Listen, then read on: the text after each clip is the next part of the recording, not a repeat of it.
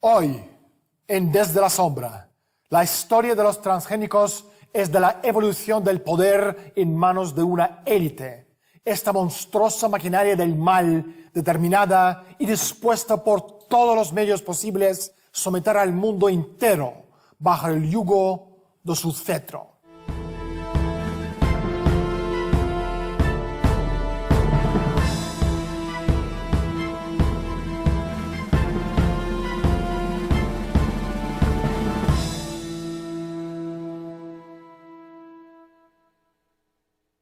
Nuestro planeta tiene todo lo que necesitamos para producir alimentos nutritivos naturales para dar de comer a toda la población mundial.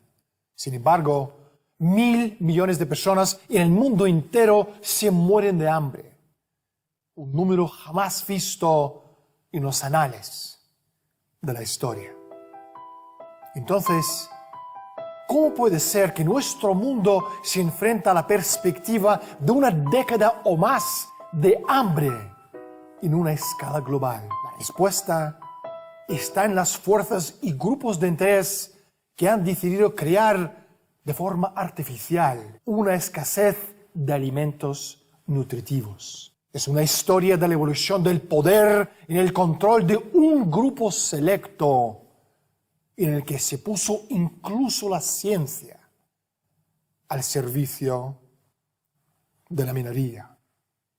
El objetivo estratégico de controlar la seguridad alimentaria mundial tiene su origen a finales de los años 30. La investigación fue financiada a menudo de forma subrepticia por un grupo selecto de fundaciones privadas que habían sido creadas para preservar la riqueza y el poder de un puñado de familias estadounidenses. ¿Quiénes son esa gente? ¿Qué quieren?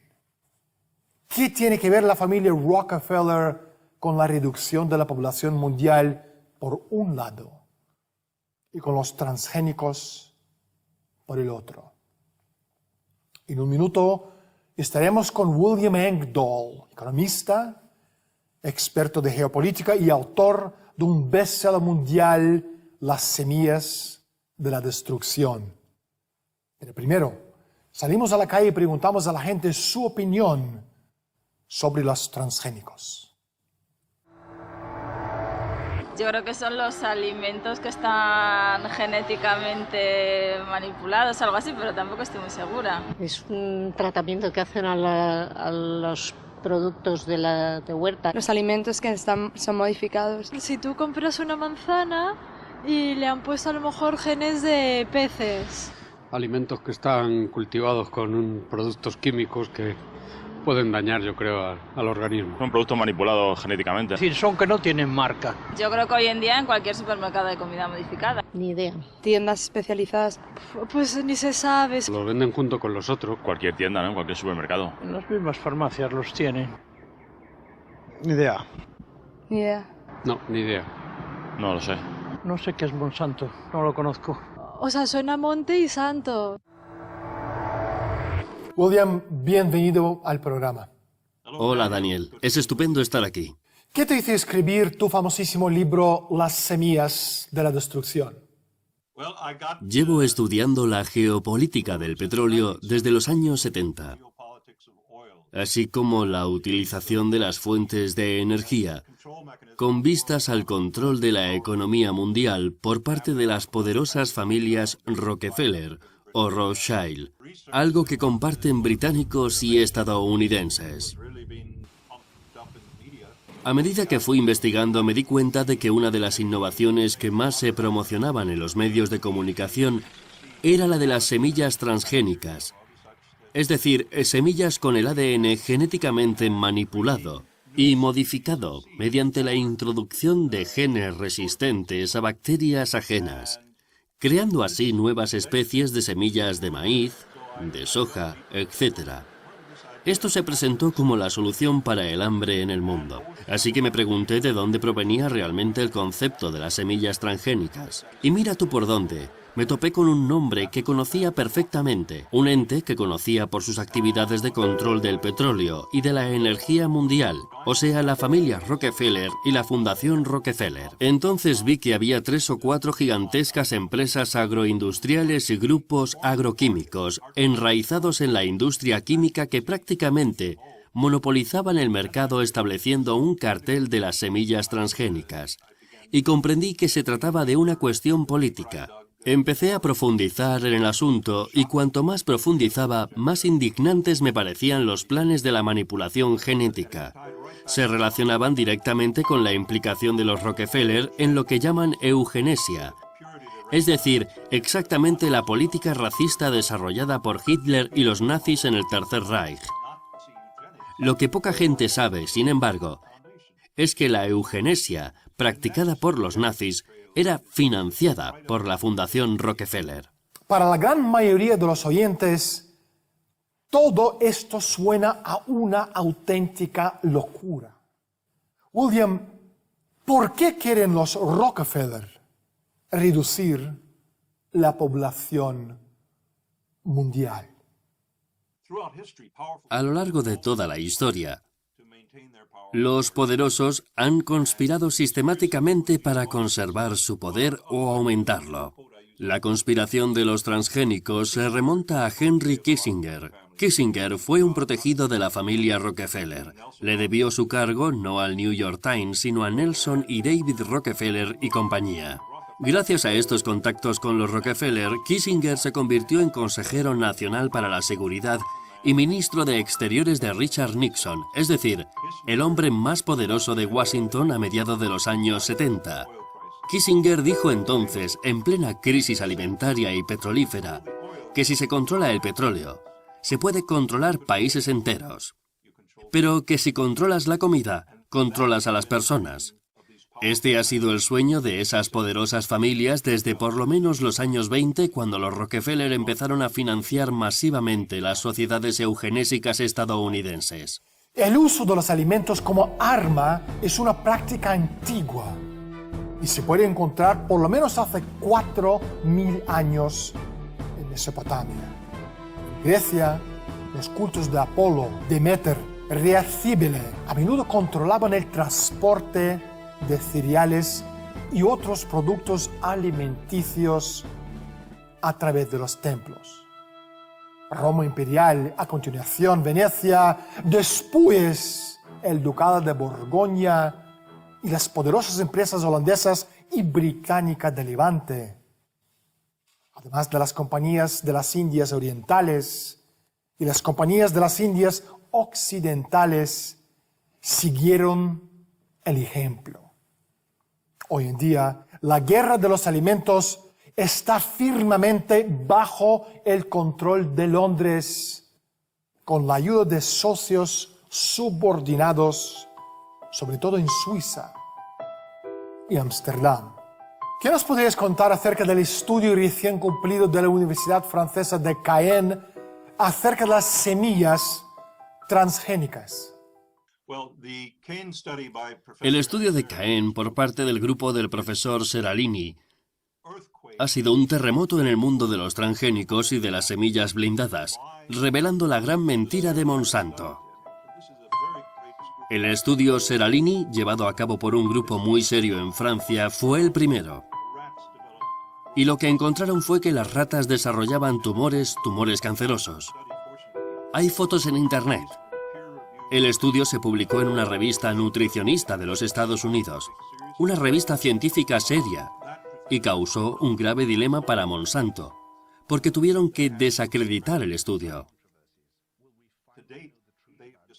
Lo han conseguido desacreditar gracias a la Unión Europea, a la Comisión de Bruselas y al lobby de Monsanto en Bruselas. La Autoridad Europea de Seguridad Alimentaria, la EFSA, es supuestamente responsable de evaluar neutral y científicamente la salubridad de los alimentos que comen los consumidores de la Unión Europea. Pero la mayoría de sus miembros han sido designados por Monsanto y han recibido beneficios de ella, como subsidios para investigaciones en sus universidades, y todo esto está documentado, no son conjeturas. Pasamos página y examinemos más nítidamente la agroindustria, si no te importa, William. Las 6 corporaciones más grandes del mundo de cereales controlan el 90% de nuestros alimentos.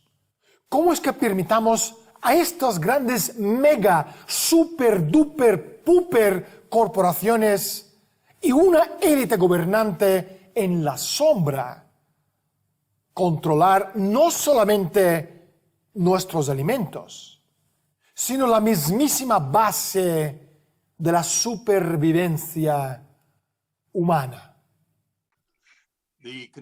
El control de los suministros alimentarios es un asunto de seguridad nacional del Estado de Seguridad Nacional que se constituyó al fundar la CIA. El Ministerio Estadounidense de Agricultura no se encarga del consumo de alimentos sanos, sino que es una de las piezas clave del edificio de la seguridad nacional mediante el control del mercado mundial de la alimentación. Las semillas transgénicas son un diabólico añadido a este control monopolístico de la alimentación. Es decir, entre 10 y 12 empresas clave, asistidas por otros 3 docenas, ejecutan el suministro mundial de alimentos. Ellos son los componentes clave del cártel de alimentos anglo-holandés suizo, que se agrupan en torno a Casa Windsor de la reina Isabel II de Inglaterra, liderados por las 6 principales empresas de cereales: Cargill, Continental, Louis Dreyfus, Bunge Bourne, Andre y Archer Daniels Midland Toffler. El cártel alimenticio y de las materias primas tiene dominio absoluto sobre los cereales y suministros mundiales del trigo a maíz y la avena, de la cebada y el centeno. Pero también controla carne, productos lácteos, aceites y grasas, frutas y verduras, el azúcar y todo tipo de especies. Le pregunto a ustedes, ¿seguro que queremos que estas megacorporaciones poseen la llave de nuestra alimentación? La mismísima base de la supervivencia de nuestra especie. William, retrocedemos en el tiempo unos 40 años y examinemos algunos de los principales acontecimientos que han tenido un profundo efecto en cómo se organiza el suministro de alimentos. Concretamente, la crisis alimenticia de los años 70. Tu opinión, por favor. Kissinger negoció a favor de Cargill y de las demás empresas del cártel verde que he mencionado antes, la más poderosa de las cuales es Cargill, un grupo de empresas que incluye a la Macmillan, y son muy amigos de la familia Bush. Rusia, que había sufrido una sequía, necesitaba imperativamente cereales para alimentar a su población. Kissinger negoció lo que en el Washington Post y otros medios occidentales se llamó el atraco verde. Es decir, que Cargill le vendiera cereales a Rusia, logrando miles de millones de beneficios. Estos cereales se vendieron en una época de sequía generalizada en las regiones cerealistas occidentales, aunque Rusia fuera uno de los mayores productores mundiales del cereal. En lugar de exportar estos cereales a Europa Occidental y otros lugares, Rusia tuvo que comprar millones de toneladas de trigo y de otros cereales del Ministerio Estadounidense de Agricultura. Todo esto fue organizado por Kissinger. A consecuencia de esta escasez de cereales en el mercado occidental, el precio del cereal se disparó un 300% en cuestión de meses, simultáneamente con la subida del precio del petróleo en la que también intervino Kissinger. Permítanme ofrecerles solo un ejemplo de este aparato del control. La compañía Cargill de Minnesota es la mayor compañía mundial de cereales. Los cereales son una parte clave de una dieta sana. El hecho de que la mayor compañía mundial de cereales es propiedad de una familia multimillonaria, que además forma parte de algunas de las organizaciones secretas más poderosas del mundo, debe ser de gran preocupación para la mayoría de la gente que se llevan bien con su cerebro. Desde la década de 1920, Cargill ha sido dirigido por la multimillonaria familia Macmillan. Los Macmillan son miembros del Club Bilderberg y de la sociedad secreta más antigua de Estados Unidos, Skull and Bones, al que también pertenecen las familias de Bush y Rockefeller. John Hugh Macmillan, presidente y consejero delegado de Cargill desde 1936 hasta 1960, ostentó el título de Caballero Comandante Hereditario de Justicia de la Soberana Orden de San Juan, Caballeros de Malta, una de las órdenes más importantes de la corona británica. Ahora, el brazo financiero internacional de Cargill se llama Tradax Inc. Tiene su sede en Ginebra, Suiza. Tanto Banco Lombard Odier, así como el Banco Pictet, ambos muy viejos, muy privados, muy suizos y muy sucios, poseen un pedacito de Tradax. El principal proveedor de financiación de Tradax es Credit Suisse, con la sede en Ginebra. Credit Suisse es uno de los más grandes bancos del mundo dedicados al blanqueo de dinero. Cambiamos el rumbo 180 grados. William, ¿qué nos podrías contar acerca de un súper secreto semillero construido en el fin del mundo en el Ártico llamado el semillero de juicio final y el papel de los transgénicos en esta historia? Hace algunos años empezó algo muy raro en Stavanger, que si lo miras en el mapa, está más allá del círculo ártico, o sea, bastante al norte. Era un peñón que históricamente pertenecía a Noruega. El gobierno noruego tomó dinero prestado de la Fundación Rockefeller, de la Fundación Bill Gates y de otras. El gobierno noruego históricamente siempre ha favorecido la eugenesia y lamento decir que yo mismo soy medio noruego. Empezaron a construir un búnker antiatómico a gran profundidad en el peñón de Stavanger. A la BBC le pareció tan raro que lo llamaron el silo del juicio final, que me parece un buen nombre para ello. En este silo empezaron a almacenar todas las variedades de semillas que existen sobre la faz de la Tierra, aunque existen bancos de semillas en México para las variedades de maíz que se utilizan en Norteamérica, en Europa y en todo el mundo. Si nos fijamos en quién financia todo esto, vemos que la Fundación Bill Gates es uno de los accionistas mayoritarios del grupo Monsanto. Y está documentado que Bill Gates apoya a los transgénicos como solución para el hambre en el mundo. y que está apoyando en África algo llamado la Revolución Verde Africana.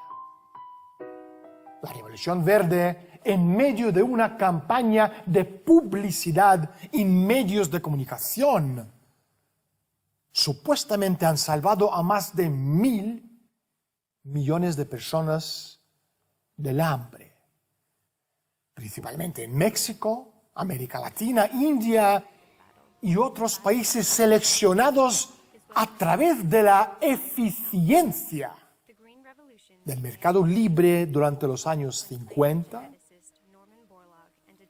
y 60. En realidad, como se supo años después, la Revolución Verde fue un brillante plan de la familia Rockefeller para desarrollar su agronegocio globalizado, que después podría monopolizar igual que habían hecho en la industria mundial del petróleo a partir de medio siglo antes. África tiene el suelo más fértil de toda la Tierra y todavía no ha sido totalmente destruido por los productos químicos. Si la élite logra tomar el control de ese suelo, introduciendo los transgénicos, como hicieron gracias a Carlos Menem en Argentina en los años 90, habrán dado un grandísimo paso hacia el control de la población mundial. William, una última pregunta. ¿Cuál es el futuro de los transgénicos y cómo nosotros, los seres humanos, podemos luchar contra esa maldad?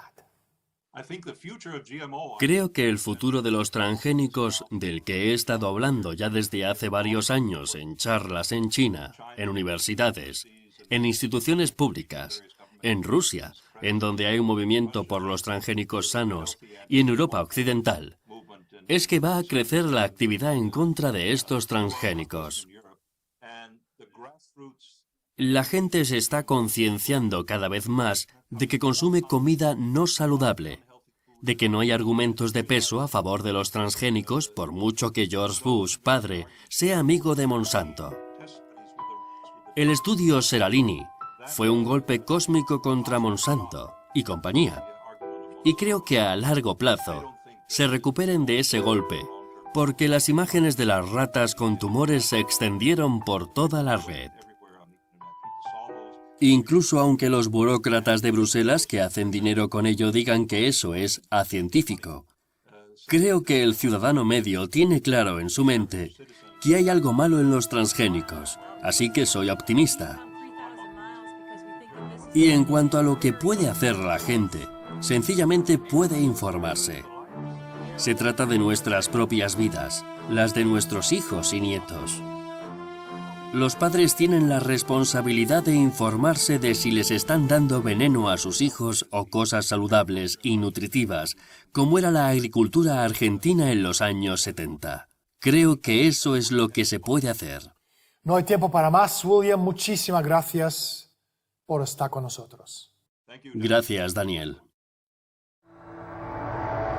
La historia de la ingeniería genética y los esfuerzos de patentar la vida no se puede entender sin tener en cuenta la historia de la expansión global del poder estadounidense en las décadas posteriores a la Segunda Guerra Mundial. El crimen perpetrado en nombre de la eficiencia agrícola, respeto al medio ambiente y la solución del problema del hambre mundial lleva consecuencias que son de importancia primordial para esta pequeña élite de psicópatas y megalómanos. Sus acciones no se centran exclusivamente en el dinero o en obtener ganancias.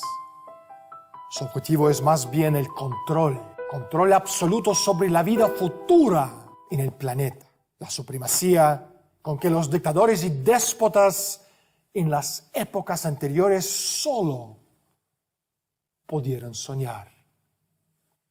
La élite detrás del proyecto de los transgénicos se encuentra a menos de una década de la dominación total